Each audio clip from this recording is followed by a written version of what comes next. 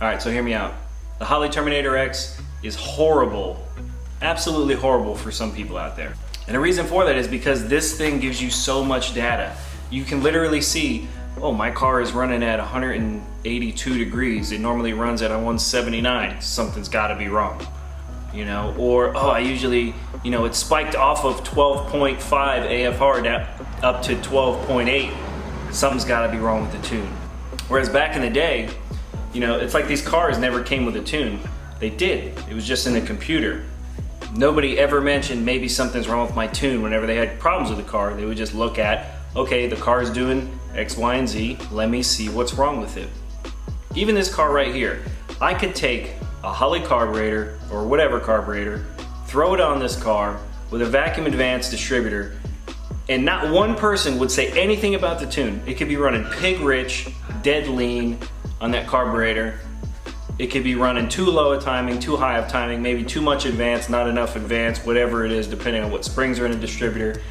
And if I ever had a problem, no one would say, oh, it's gotta be the tune. You know, say the car just wasn't running right. Oh, I got, you know, it sounds like it has a miss or something. Oh, why don't you check your plugs? You know, but then your car has a miss, but you got a computer and a Holley, it's gotta be your tune, man. Holley's pretty new to the Foxbody scene. And to be quite honest, I see myself going away from the Terminator X as I progress with my build and more in line with things like the Holley Dominator, or maybe even go into a Haltech at some point. If you're new into Holley, you're using it on your relatively stock car, the absolute best feature here is the fact that you can data log and look at real-time data. So let me just go ahead and show you how powerful this is.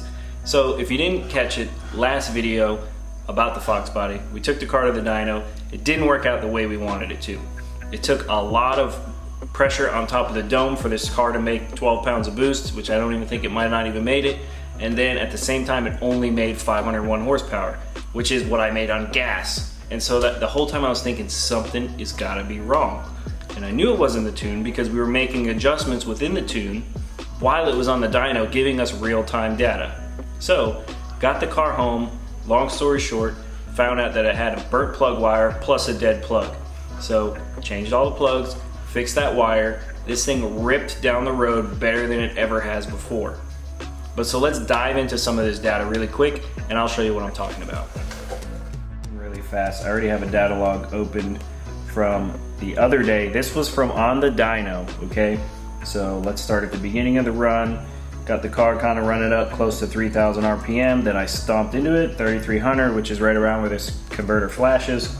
And just for reference here, so we can see my target boost is, so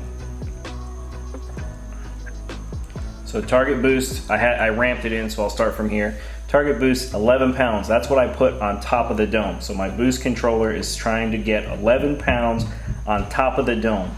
In reality, this should have made a lot of boost. It should have made at least 15, 16 pounds.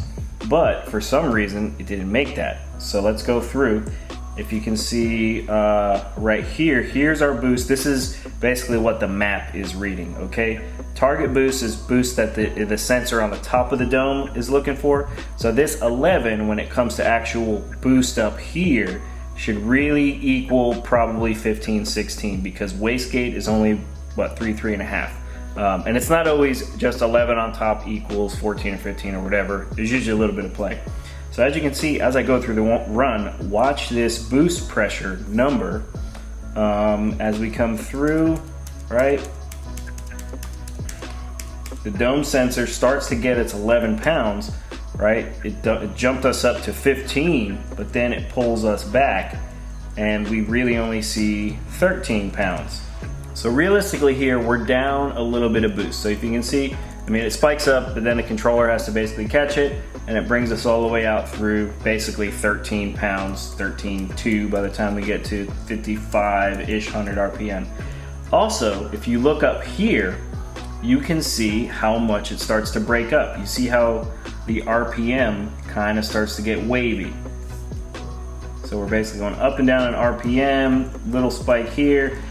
The engine's just breaking up. It's not happy. It doesn't like whatever's going on, okay? The reason for that was because we had a dead plug. You can even see as the engine's coming up, in RPM. This is very low RPM, 3,300, and it's breaking up, and then it's slowly climbing. It's still breaking up the whole way. And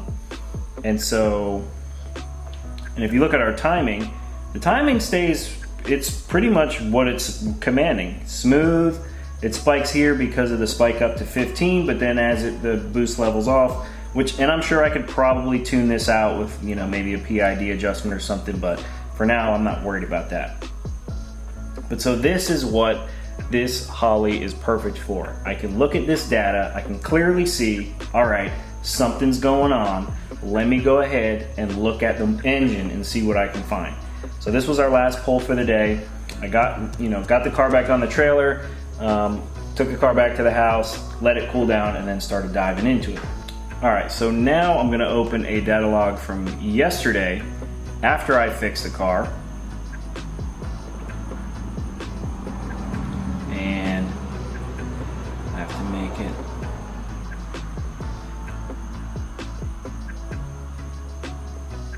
All right, so same settings basically, but let's take a look at this here.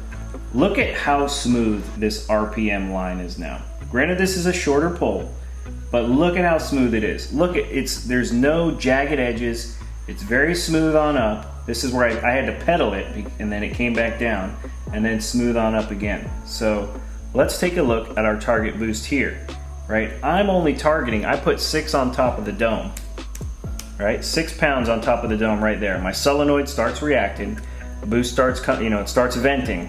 But let's look at this boost PSI right here.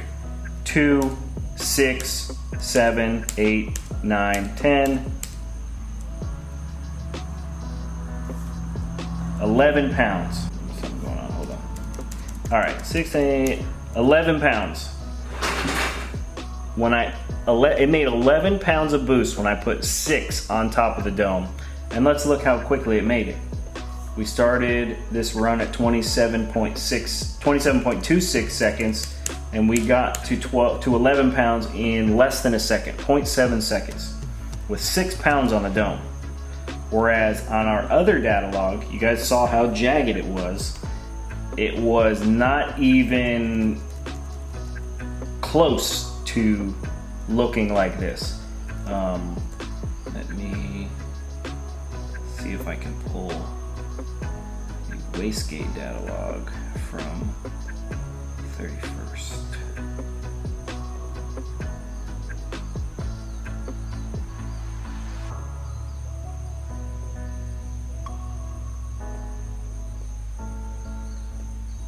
All right, so this is a wastegate pull on the dyno.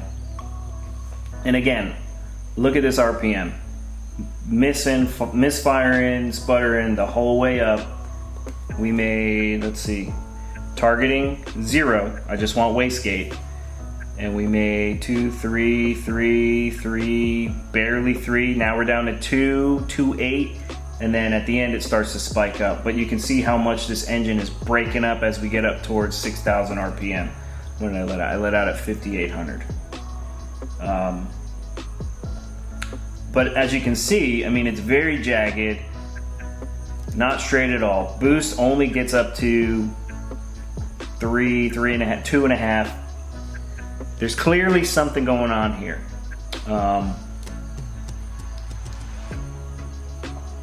But then when I pull the wastegate pull that I did yesterday, this is a wastegate pull that I did yesterday, and I wasn't able to go out as high to 6,000, but this is a nice solid pull. First and foremost, look right here. Look at how clean this line is. A couple little dips, I mean, we're on the road, but it's not super jagged up and down crazy the whole way like the other one, right? You're gonna have small dips, but when you see that, you know, there's clearly something erratic going on, that's where it's like, okay, something here is not right. Let's take a look at the engine, okay? And it's not the tune. People are always gonna, oh my God, it's the tune. No, check out the engine. But let's just look here really quick. Started the pull at 3,200. Oh, hold on, let me switch back to my boost. Okay, Let me go back. Started at 3,200, as you can see, targeting nothing. Let's see how much boost it actually makes. 1, 4, 3, 3, 2, 3, 3. We're already higher. We're already making more boost than we were on that other, on the dyno pull, which the other one was a 3rd gear pull, so it should have made, and the other pull by 4,200 was not making 3.5 pounds, and it should have actually made more. 3.6, 3.5, 3.6. This is basically wastegate. This is what it gives us. Whereas you saw on that other pull, we were 2.6, or 2.8, 2.9, 3.0, whatever. So a half pound more boost, which, believe it or not, is a significant amount because the engine's running properly, because we fixed the mechanical issue that was wrong with the car. So really all I'm trying to get across to you guys is the Holley, just because you have a Holley, the mechanical components in the engine will still have problems, okay? And it's the ability to look at this data and determine whether or not you need to look into something mechanical. Sometimes you might have a tuning issue, which is fine, but if you make changes within your tune and you're still having that issue, it's not the tune. It's clearly something else. Really all I want to get across is, if you're using a Holley, use the ability that you have to look at data to determine whether or not your car actually has an issue. I have fixed more things, not only on this car, but on other cars that I've had, by looking at data and having people say things like, hey, your fuel system has the ability to fuel 2,000 horsepower. You only have about 800. Your duty cycle's way high. Check out your fuel pump booster. I've had that happen, all by looking at data. Obviously, bad tunes are gonna give your car significant problems, could blow it up. I've seen it blow cars up, I've seen it melt pistons, but to sit there and say everything is the tune, no. But what I will say is every problem that you have with the car should start with data logging your vehicle, whatever it's doing, and then use that data to determine what your next steps are gonna be, okay? If you approach your car as everything is the tune, you're gonna be chasing ghosts, because in reality, you're gonna be looking for something like this guy.